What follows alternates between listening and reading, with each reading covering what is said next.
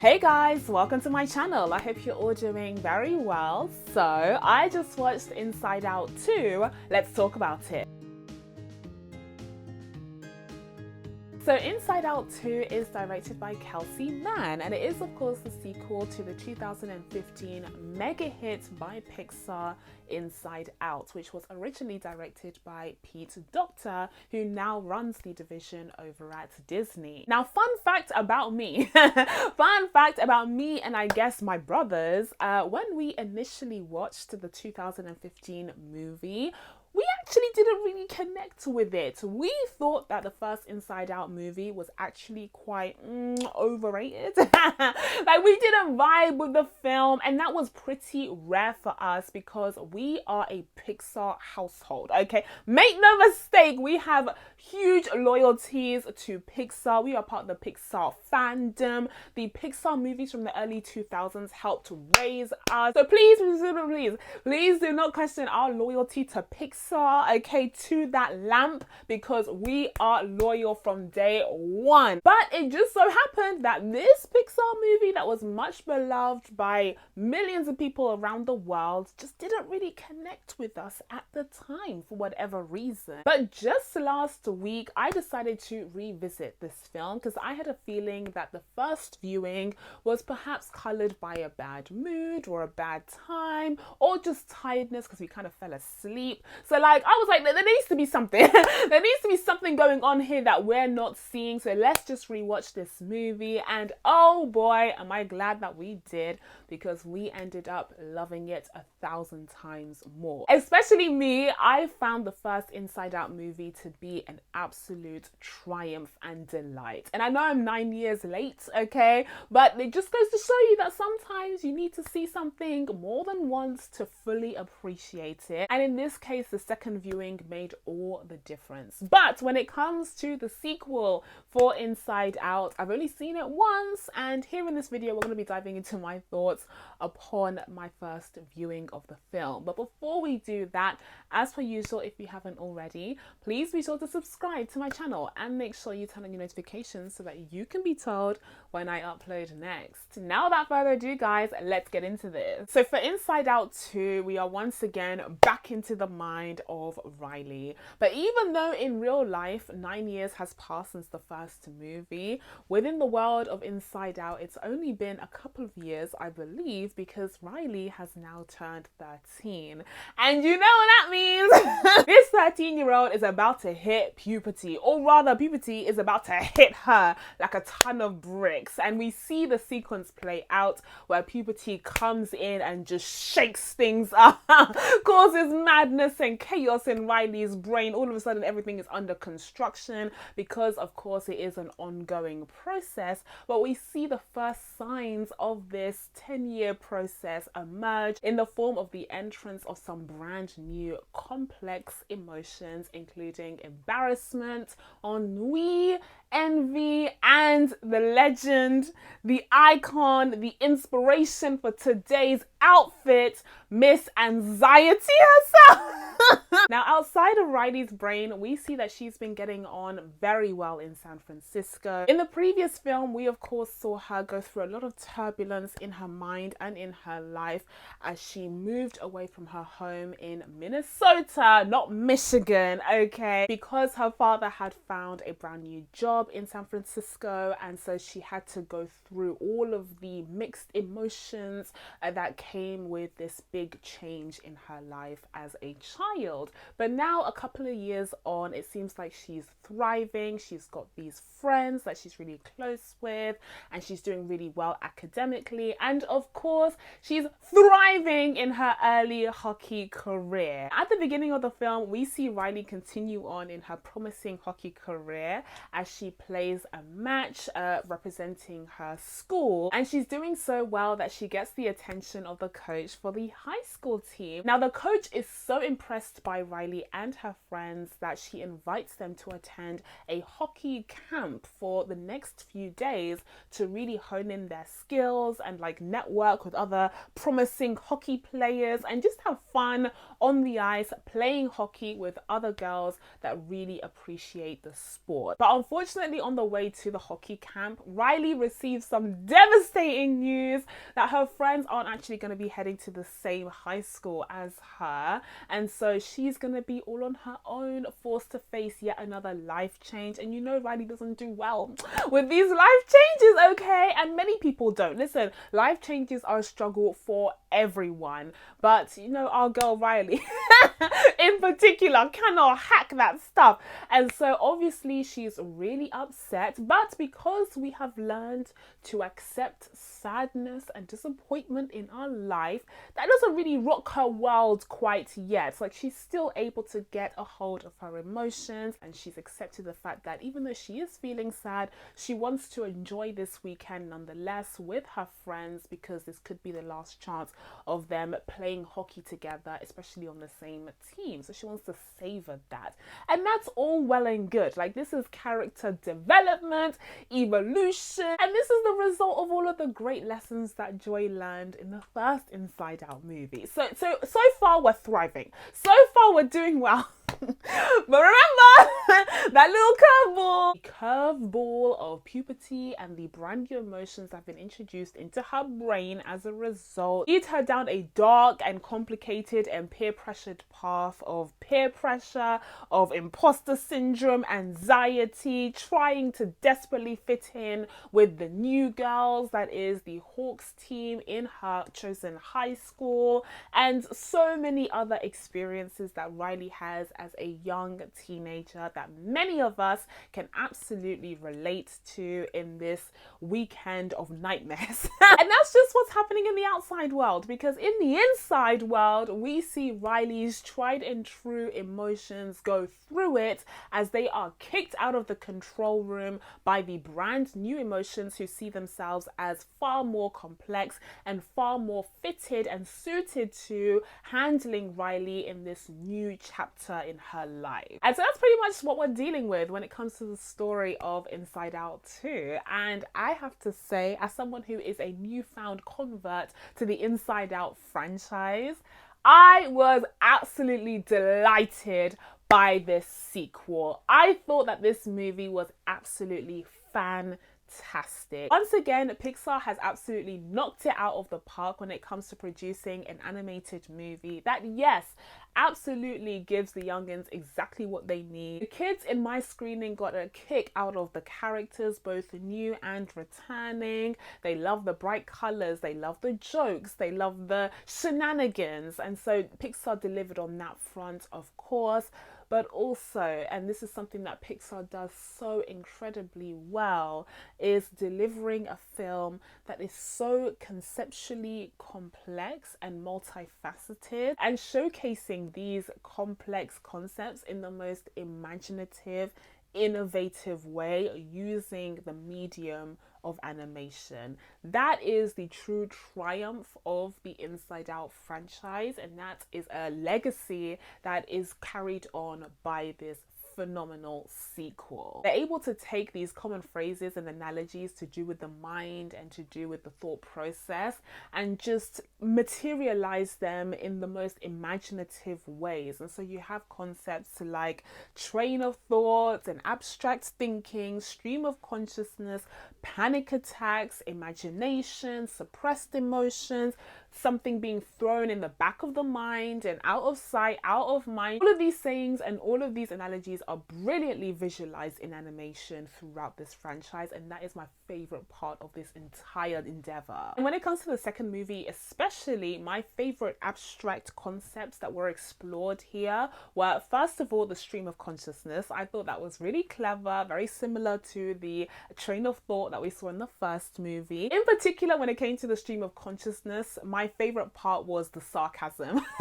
The sarcasm, okay, the chasm that was caused by Riley's sarcasm as she tried to hide the fact that she was really into that boy band. Yeah, that was hilarious. That was ingenious. And they kind of mock it because it's very on the nose and disgust is like, really? But I thought it was great. As someone who is a huge lover of puns, I thought it was delightful. Another favorite was Imagination Land, but particularly when we got into the Pillow Fort and we saw that it had been remodeled into basically a Disney studio.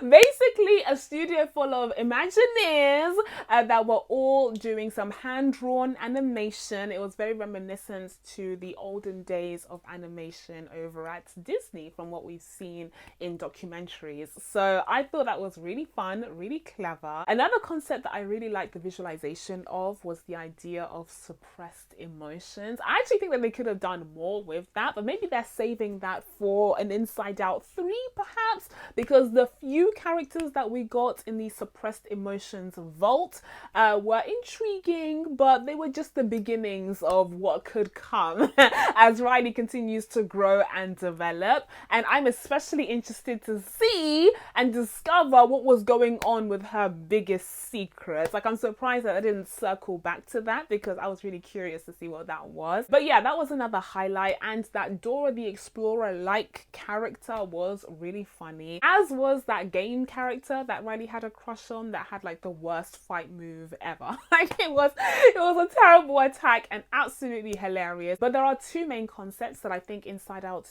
2 explores brilliantly, and the first one was the idea of the sense of self. Oh, I thought that was so clever. I thought that was so phenomenal because at first you see when Joy is at the helm that Riley's sense of self is overwhelmingly positive, because it turns out over the years Joy has developed this system. Oh, Joy.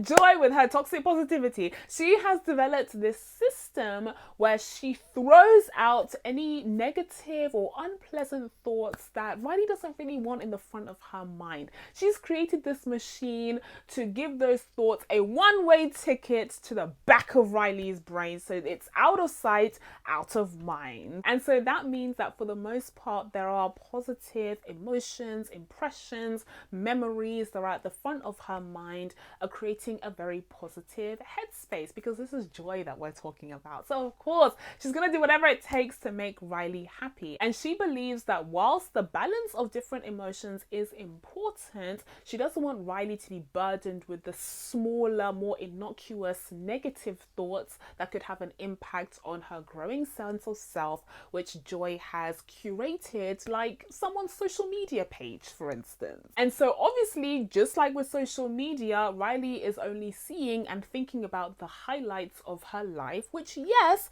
puts her in a positive mood, but perhaps isn't the best or most accurate representation of her sense of self. But neither is the alternative that anxiety comes up with when she takes the helm in Riley's brain, because she is filling Riley with these fears and these anxieties about what could happen if she steps a foot wrong, if she fails to impress the Hawks, if she embarrasses herself or says the wrong thing or likes the wrong thing that no one else does. She becomes so full of these anxieties about these, scenarios that anxiety has those Imagineers create.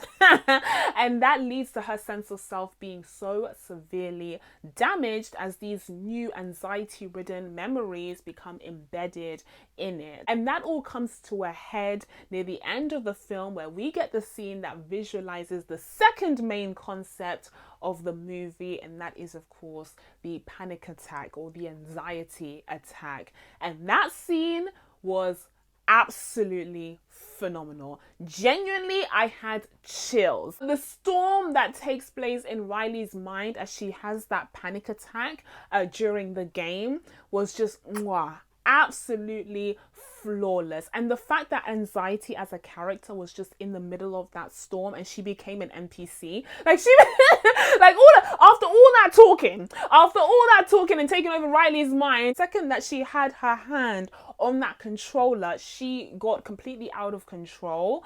And the fact that Joy even tried to reach out to her and she became an NPC that you could not even touch, okay, and she was frozen, with anxiety. I just thought that was an exceptional visualization of a panic attack. And actually, I thought that scene was the most emotionally impactful of the entire movie. And the movie itself has several emotional scenes that are meant to tug at the heartstrings, as Pixar is wont to do. There weren't any scenes that made me want to sob the way that the first Inside Out movie had that elephant character. Bing Bong was his name. Yeah, Bing Bong's departure was heartbreaking, and there wasn't anything that sad in this movie. But the anxiety attack, ooh, it was chilling. But thankfully, we ultimately see Joy take back control of Riley's mind. She's able to pry away the controller from anxiety and restore Riley's sense of self. But this time around, a new sense of self blossoms that accepts the good with the bad. Once again, Joy has learned that toxic positivity is not always the way. But because Riley is growing and becoming more of a complex and developed human being, we've moved up a level from just accepting a range of basic emotions to actually accepting more complex parts of the human experience, like the different parts of a person that make a sense of self. And again, to me, that is just so clever. I'm in awe of the way that Pixar is able to convey such complex messaging in its animated films, whilst again still being entertaining and wonderful for young kids to enjoy. Now, clearly, I'm a huge fan of the ideas that are explored in Inside Out too, but what do I think of the characters? Well, we do of course have our returning emotions in joy, sadness, anger, disgust, and fear. They're icons, they're legendary. I especially love Amy Poehler's Joy.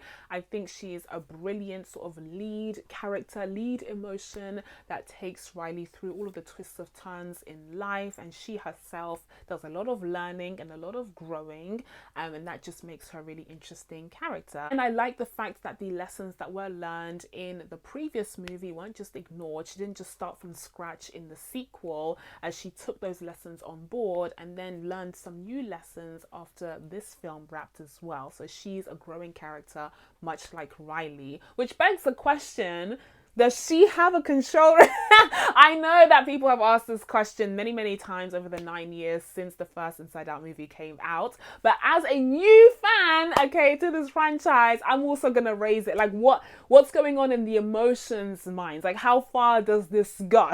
And the other characters are also a delight. I like the fact that we saw more of a kinship between sadness and joy this time around after the events of the first movie. And disgust, anger, and fear are always great to have rumbling in the background, even though they were voiced by different actors this time around, because Mindy Kaling and Bill Hader did not return for the sequel. But I think that their replacements did a really great job in emulating those voices. But then we turn to the new characters, and first one up we have is everyone's favorite Nepo baby, Maya Hawke, okay, voicing the character of Anxiety. I think she was phenomenal. I think she did a great job voicing this character. What great voice work. I think she has a really great raspiness in her voice that she lent to the character of Anxiety, and that really worked for her mannerisms and the way that she was animated, and her body language. So I thought it was just perfect casting for that role. But then I was also super excited to see my sister Aya,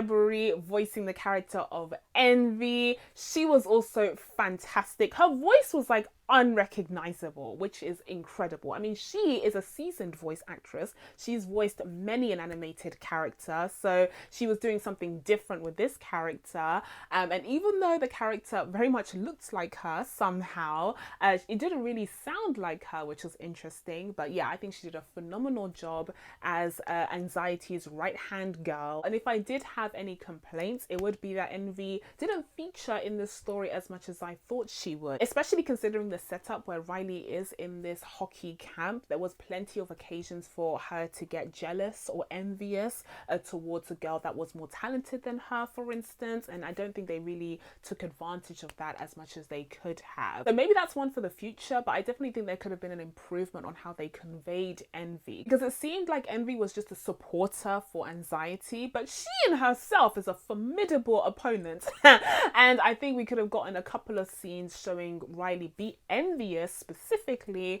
to really show the impact of that emotion. Now, we also got the depiction of embarrassment, which I thought was done brilliantly. There were so many moments in this film where I was dying of secondhand embarrassment, so that was handled really well. Then another new favorite of mine was ennui. I thought they did a really good job with that emotion. It was used sparingly because it wasn't really within Riley's character. It mostly came into play when she was pretending to be someone that she wasn't. But I thought it was an apt addition to Riley's arsenal of emotion. Ennui represents boredom, although in reality, as a French speaker, ennui isn't exactly the same as boredom. Like, it's definitely a synonym of it, but ennui is also like disappointment, dissatisfaction.